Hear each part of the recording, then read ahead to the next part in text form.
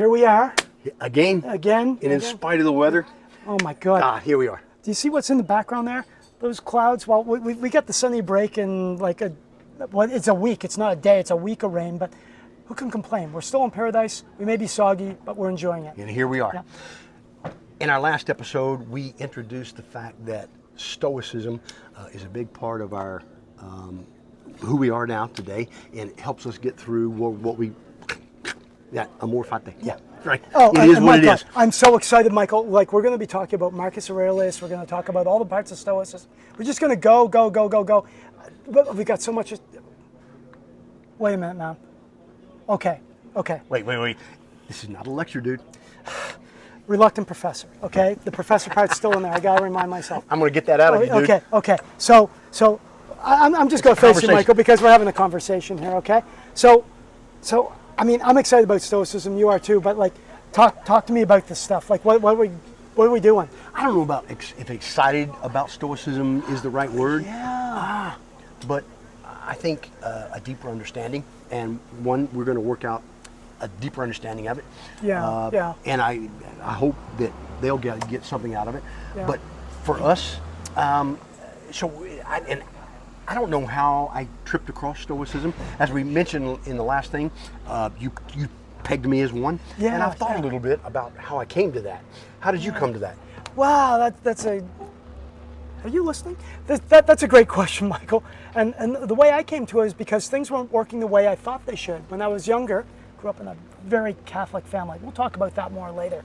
And I was looking for answers about how to live my life. I figured I'd go to the experts, but they didn't have the kind of answers I needed. I needed something that was very day-to-day and practical. And a lot of what they were talking about made sense to me, but I needed something a bit more brass tacks. Believe it or not, the reluctant professor needed something that was a bit more applied and practical. Now, you're a sea captain, literally. Well, yeah. Yeah. And it's been a long trip there. Yeah.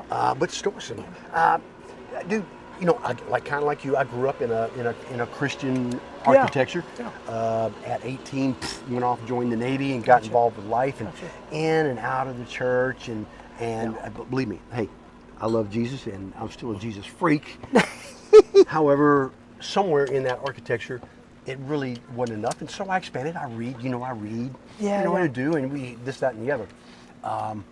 And we do life, and some of it was kind of interesting.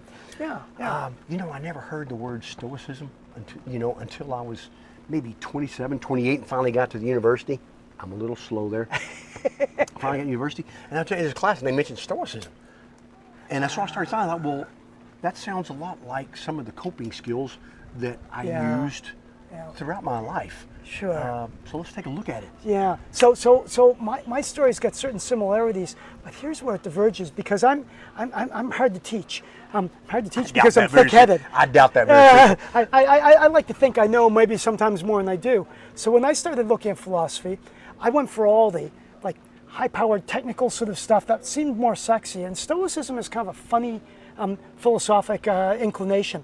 Because it's so practical, sometimes some philosophers kind of poo-poo it a little bit. They want to see a little bit more the technical stuff that underlies what makes it fit together. And sometimes if it's more applied, maybe they don't quite think it's quite up to snuff. Well, my problem is I like the technical stuff. I know you do, brother. I think you I know you do, brother. Too. But, to us, I'm not educated to some degree, but yes, to us non-professorial folks, right, that just don't have that professor mind, it takes a little bit to grasp around that. Sure. So in our conversations, we had talked about some of the principles of Stoicism. Yes. That kind of apply to wherever you are in your life and whatever your base. And you used a word, logos. Yes. So the logos is kind of the natural order of things. At least that's what the Greeks told us in the Romans afterwards, and Marcus Aurelius definitely talks about it. Logos. Logos is important because it's sort of the glue that holds everything together. All things have logos involved in it. It's not only fate, although it's got a little bit of fate attached to it. And logos is inside of us as well as outside of us. So it kind of forms, if you can tap into it, a roadmap for that which is acceptable, reasonable, practical. Right, so that's kind of the base, right. Yes, yes. Again, we all come from different backgrounds. Exactly. Different spiritual, different philosophical, different educational backgrounds. Yeah, I agree. But I think we can all agree that however you do, that there is something. All right. Yeah. And so there's an architecture on top of that of how we cope from day to day. Well, exactly. And I mean, I wouldn't say Plato was a Stoic. He wasn't. But I mean, when Plato talked about ideal types, he was talking about the fact that at the core of anything you look at, there's sort of like the shining prototypical, the best example, the best of the best. It's right there, the ideal type. But then in between there are things like how I see something, like this mangrove over there that you can't see, but I'm looking at. That mangrove, hidden somewhere in behind it is the perfect mangrove. And the way I look at this one, maybe it's not so perfect. Professor, whoa. Okay, Whoa. okay. So now let's back up a little bit. Okay. Back up a little bit. Okay. All right, so I got excited about Plato for a minute. all right, so some Stoic principles. Yes. Life comes at us left and right. Yeah, it absolutely does. The first principle that I learned way back when, and I don't know how I learned it, that is that I'm responsible for me. And in that arc, what do you call that? Come on, Prof. Yeah. Well, you're talking about the love of fate. Yeah. To some degree. Yeah. To some degree. But no, I'm talking about I am in control of my feelings, experience. Yes. So that is core of Stoicism for sure. And Stoicism does a better job of talking about that than I think most other philosophies. And there's almost, I don't want to call it moral or ethical, maybe I do, but there's a virtuousness to realizing that you are in control of your emotions. And that emotions, sure, of course they arise. And some emotions we want to arise. We're not talking about being stoical, as in without emotion in the normal way. We're talking about taking responsibility for yourself and your reactions to that which is around you. We live in a day and age where everything offends. I mean, that's broad. Yes. Everything doesn't offend everything, but many things offend many people. Yes. We get our feelings hurt. Yes. Right? We are offended. We are insulted. We are whatever the gamut. Yeah. So, Tony, Yeah. I mean, I can't think of anything to Yeah. insult you, but I'll say something insulting to you. Yeah. Is it my problem? No. You put out what you put out. I respond, think, feel, and respond the way I choose to. And there's incredible science around this that demonstrates that emotions don't happen first. You know, I was taught that you can rise to anger and then you have to work back through it. Of course, we can feel anger, but there is good evidence, neuropsychological evidence, that there is a gap in there, maybe a little bit of a gap for thinking before you rise to anger. So I think it's more accurate to say, I choose to be angry. Yes, in that moment. Yes. And angry is just one of the many we could talk about. Oh my goodness. So definitely a difference between righteous anger, Yes. which pushes in one way, Yes, exactly. and just flying off the handle. Yeah. Which injures a lot of other No, people. of course. I mean, I'm a father. I'm a fan of righteous anger. Right. It's quite a. People are, oh, you hurt my feelings. No. You didn't hurt my feelings. Yeah, exactly. I allowed my feelings to be hurt. Exactly. And this is so important in my opinion, because once we begin to take control over our own sense of how we feel about things, let alone think about them, well, there's a certain freedom in that. We're not just responding to things. And as a result, we can consider things like evidence and facts, even rapidly. I'm not talking about a long research process, but we can consider these things and we can come to a much more balanced approach, which is, interestingly enough, kind of more forgiving to our fellow human beings as well. Right. So that one little principle might help us in our communities as we relate to one another, and thinking about how we respond. Now, you are not responsible for my feelings, and I'm not responsible for yours. Absolutely not. However, my virtue.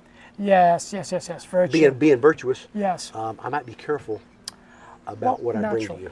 You see, the beauty of Stoicism, again, is that there's this idea, especially when Marcus Aurelius writes to himself about these things, because he wrote mostly to himself. He's trying to figure out and to support his own growth as a Stoic. He wasn't writing books so that we could read them across space and time. He was writing to himself. And that's a beautiful thing. Right. That's why I consider him trustworthy. But the fact of the matter is, there's a civic mindedness in Stoicism.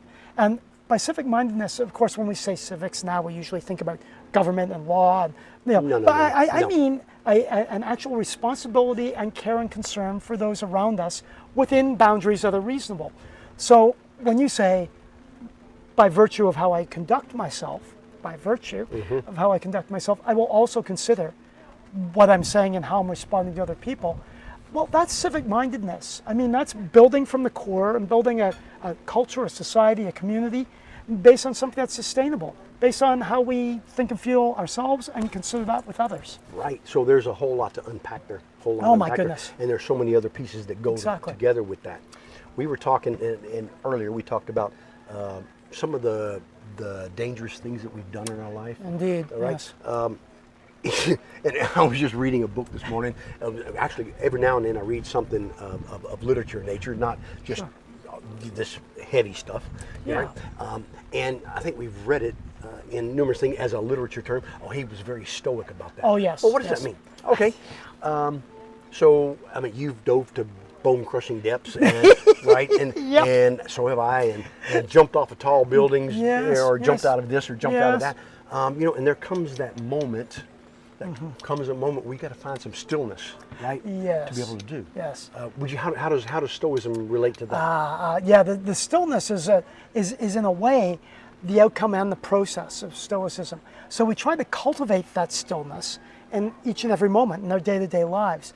But of course, the benefit of cultivating that is that we have that stillness in moments when it most matters, when we're dealing with our loved ones, when we're trying to help others, when our very existence is threatened. So the whole range of possibilities, that stillness, the ability to calmly, concisely, and rationally assess what's around us, that comes with practice, my friend. I don't think anyone's born doing that. No, they are not. They are not. And I have a couple of stories, and I'm sure Yeah. you do too, of those particular moments. Oh, yes. You got time for one? I do. So there I was, I think is how we start. There I was.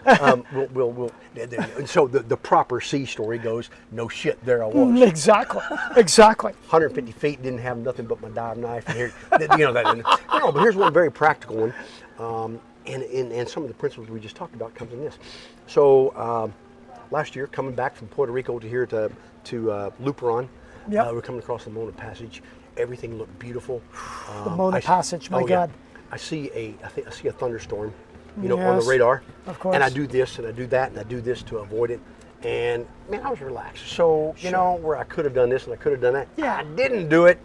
So here I find myself, boom, boom, boom, lightning Oh, everywhere. yeah, Lightning there it is. everywhere. Yeah. All I could do was heave to. We've got 50-knot winds, rain coming down like nothing. Oh, my God. Water is coming into the Awful. cockpit. Stoicism. Here I am. Yes, indeed. Separate myself from that environment. I sit down in the cockpit. Hey, sweetie, bring me a pitcher and a beer. Yeah. And for the next 3 hours, you know, I'm sitting there, dumping water out of the cockpit. Yep. Dumping water in the cockpit. Best Bill Sponge ever, scared sailor. Right. In the bucket. But I'm not scared. Why? Yeah, exactly. Why? So what do you think went through my head then? Well, I imagine, knowing as I do your background, that you've already rehearsed a little bit what this might look like. You've considered the worst possible case. You've done that already. You already know what the worst case could look like. And here you are, it's not quite the worst case. That's what I reckon. Yeah, something kind of close to that. Yeah, yeah. It drives Mary Beth nuts. Quite often. Whatever we do, I'm going to go back and debrief it. Yes, Right. naturally. What did we do right? Yeah. What did we do wrong? What could we have done better? You know, Well, I mean, there's lots of terminology around that, and we teach this kind of stuff, you know, in a variety of different university courses. There's the remembering of what happened. We call that reflecting, of course, thinking, and that's important. That's the groundwork for everything.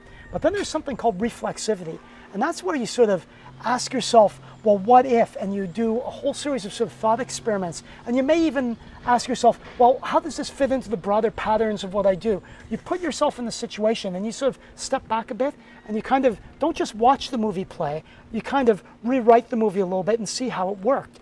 You might even change yourself a little bit in the process, but certainly you do that from remembering. right. So if I remember correctly, Aurelius, and you have to give me the term, right, talk quite often of seeing our death. Oh, yes. Seeing. Yeah. What is the worst that could Yeah, happen? yeah. Well, the seeing of one's death, of course, for us, for many of us, for most of us, non-existence is a scary thing. I kind of like me. I kind of like me being able to do the things I want. We hold tightly to Yeah. that.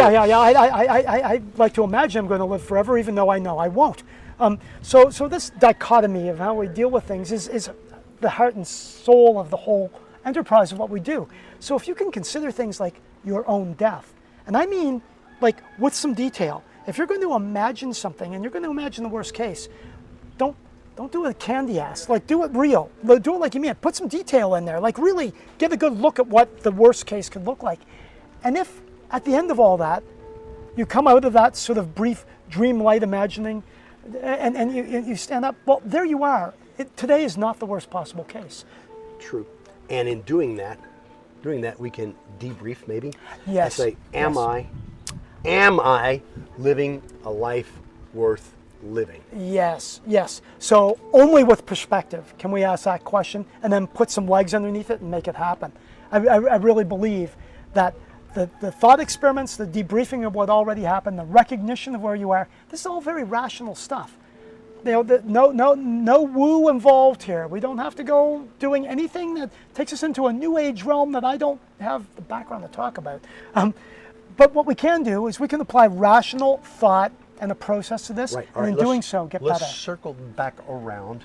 Are we sure we have to? I'd really like to go further. No. Okay. We'll circle back around to my response is my responsibility. Yes. Okay, so Yes. we're sitting in a bar and somebody says something insulting to us. Indeed. Right. I remember it well less than 2 weeks ago. Thank you. Right. So now we have an opportunity to reflect on that. Maybe. Yes.